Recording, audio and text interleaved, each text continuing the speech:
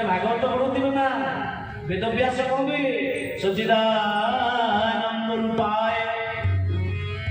विश्व प्रत्यादि हेतवे तापत्रय विनाशाय श्री कृष्णाय नमः।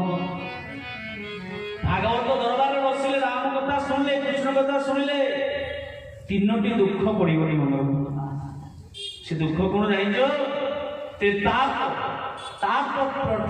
ताप सच्चिदानंद रूपाय विश्व प्रत्यादि हेतवे तापत्रय तापत्र तीन दुख पड़ोनी भागवत कौन कहले तापत्रय क्षय जाई ए भागवत जे पढ़ई रहे गोविंद गोविंद गोविंद मधुगण तीन दुख पड़े आध्यात्मिक आदि भौतिक आदि दैविक ये आदि भौतिक आदि दैविक आध्यात्मिक कौन आदि दैविक अर्थात जदि आम सत्संग बसुवा राम कथा शुणुवा भगवत दरबार बसुवा आदि दैविक अर्थात घड़घड़ी चढ़चढ़ी भूमिकंप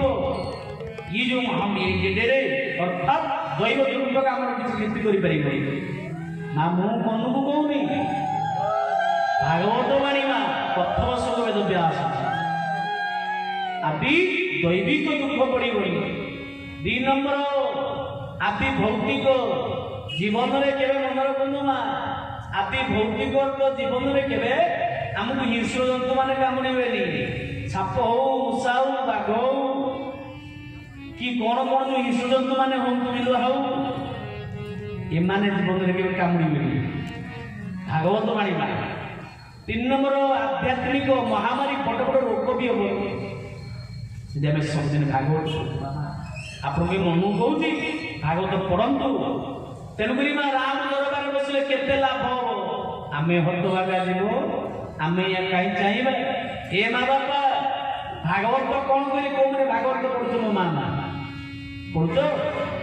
ठाकुर महाप्रभु जगन्नाथ 3 थर भागवत शुणु प्रत्येक दिन आम किंतु थरुटे ना आम जगन्नाथ बड़ आम छोट थरटे होनी माने आम ठाकुर 3 थर शुणुंट भागवत कौन कले बोले उत्कल व्यास जगन्नाथ स्वामी हरि विमुख प्राणी जेते से शांति पशुंक संग गोविंद गोविंद गोविंद मधुगण भारत हरि कथारे यार ताको न लागे भवबथा गोविंद गोविंद गोविंद मधुगण भारत हरि कथारे यार श्रद्धा ताको न लागे भवबथा आनंदे बोल हरि हरि हरि करिबे भगवान की जय। तो सुजन बापा माने माँ माने मनर अर्थात ये भागवत सुंदर भाव में कलम कले माँ मनीष हिसाब पशु की पशु क्या कहवा संसार गाई कुकुर छेली मेढ़ा एम तो पशु मनीष हिसाब पशु की भागवत कलम कले हरि विमुख प्राणी देते से पशु को संग ना हरि विमुख माने कौन मनीष जन्म पाई राम अर्थात राम दरबार बसी पारा मनीष जन्म पाई भागवत शुणी पारा मनीष जन्म पाई सत्संग सन्ध्या अधघंटे बसी पारा राम नाम कीर्तन कर पारा ना से मनीष जीठा मनीष कौन पशु सहित समान मोटा मोटा भाव मनीष जन्म पाई ईश्वर को भूली जाइए राम दरबार को राम को भूली जाइए कौन पशु सहित समान भगवान गीतार मध्य से कथा कहले एवं प्रभुदेव चक्रम नामर्त्यते हमज अघाविन्द्रिया नाम मेघम पात्र सजीवित ही पात्र मनीष जन्म पाई मत चिन्ह पारानी मो भजन कर पारानी मो दरबार बसी पारानी जी मनीष जन्म व्यर्थ होगा पशु सहित समान एमा आहार निद्रा भय मैथुन तो पशु ही कहूँ आमे खाऊचे पशु खाऊचे आमे शुचे पशु भी शुणुची आमर संसार अच्छे घुषुर संसार अच्छे नहीं जदि आमे जहाँ करुचे पशु से कला लाभ कौन है पशु तो से कला अधिक आम कौन कर माँ कहवा कथा ଜଣେଇକି ସଂସାର ନାହିଁ କହିପାରିବ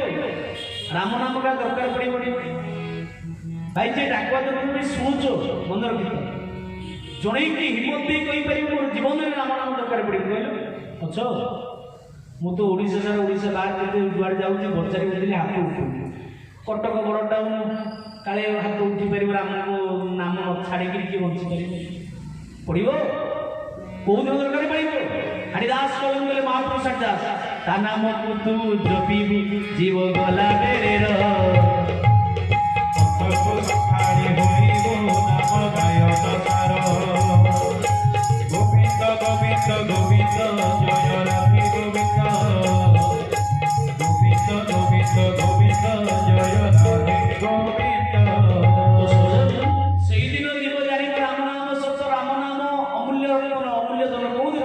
জীব যৌদিন শব হয়ে বঞ্চিলা পর্যন্ত ঘর মোর কোঠা মোর পুଅ মোর টঙ্কা মোর নাই মরিগলা পরে যৌদিন 6 গুণ্ড কাঠরে শোইকি সবাই মশাণীকে যাব সেইদিন ভাই বন্ধু জ্ঞাতি কুটুম্ব কান্দেই কান্দেই বড় কইবে কোঠা চারিতলা করথিলা সত টঙ্কা সত কইবে স্ত্রী সত কইবে কোন কইবে রাম নাম সত্য হে তম কটকরে মা কোন কইবে রাম নাম সত্য হরিনাম সত্য না টঙ্কা সত্য কହୁଛନ୍ତି কোন কହୁଛନ୍ତି রাম নাম সত্য হে হরিনাম সত্য জীব